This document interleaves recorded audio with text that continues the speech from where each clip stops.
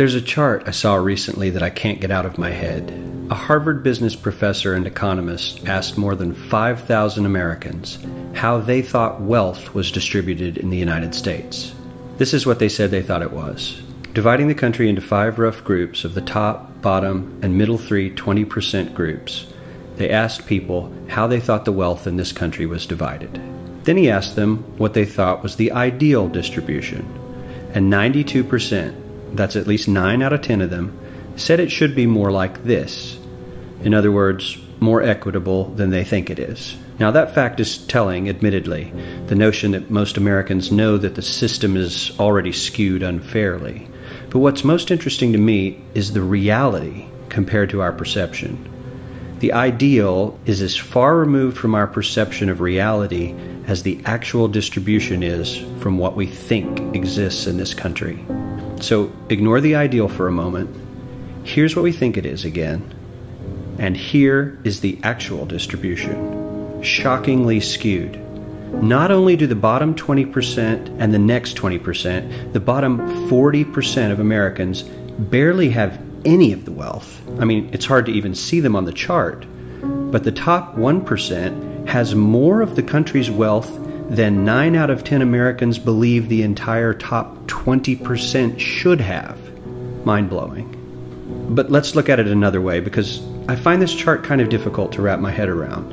Instead, let's reduce the 311 million Americans to just a representative 100 people. Make it simple. Here they are. Teachers, coaches, firefighters, construction workers, engineers, doctors, lawyers, some investment bankers, a CEO, maybe a celebrity or two. Now let's line them up according to their wealth. Poorest people on the left, wealthiest on the right, just a steady row of folks based on their net worth. We'll color code them like we did before based on which 20% quintile they fall into. Now let's reduce the total wealth of the United States, which was roughly $54 trillion in 2009, to this symbolic pile of cash. And let's distribute it among our 100 Americans. Well, here's socialism, all the wealth of the country distributed equally. We all know that won't work. We need to encourage people to work and work hard to achieve that good old American dream and keep our country moving forward. So, here's that ideal we asked everyone about. Something like this curve. This isn't too bad. We've got some incentive, as the wealthiest folks are now about 10 to 20 times better off than the poorest Americans. But hey, even the poor folks aren't actually poor, since the poverty line has stayed almost entirely off the chart. We have a super healthy middle class with a smooth transition into wealth. And yes, Republicans and Democrats alike chose this curve. 9 out of 10 people, 92%, said this was a nice, ideal distribution of America's wealth. But let's move on. This is what people think America's wealth distribution actually looks like. Not as equitable, clearly, but for me, even this still looks pretty great. Yes, the poorest 20 to 30% are starting to suffer quite a lot compared to the ideal, and the middle class is certainly struggling more than they were, while the rich and wealthy are making roughly 100 times that of the poorest Americans, and about 10 times that of the still healthy middle class. Sadly, this isn't even close to the reality. Here is the actual distribution of wealth in America. The poorest Americans don't even register. They're down to pocket change, and the middle class is barely distinguishable from the poor. In fact, even the rich between the top 10 and 20 percentile are worse off. Only the top 10% are better off. And how much better off? So much better off that the top 2 to 5% are actually off the chart at this scale. And the top 1%, this guy, well, his stack of money stretches 10 times higher than we can show.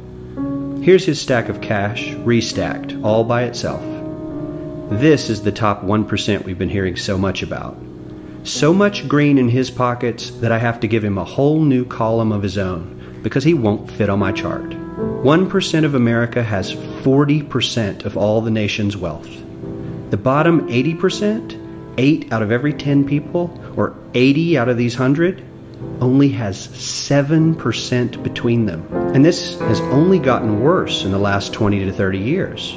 While the richest 1% take home almost a quarter of the national income today, in 1976 they took home only 9%, meaning their share of income has nearly tripled in the last 30 years. The top 1% own half the country's stocks, bonds, and mutual funds.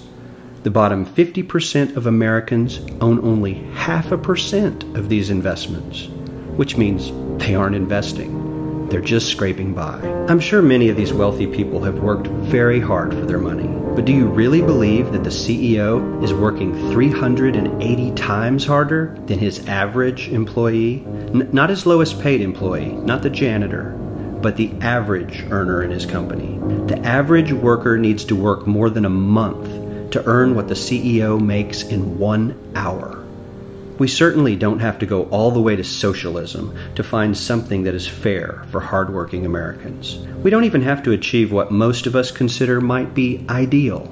All we need to do is wake up and realize that the reality in this country is not at all what we think it is.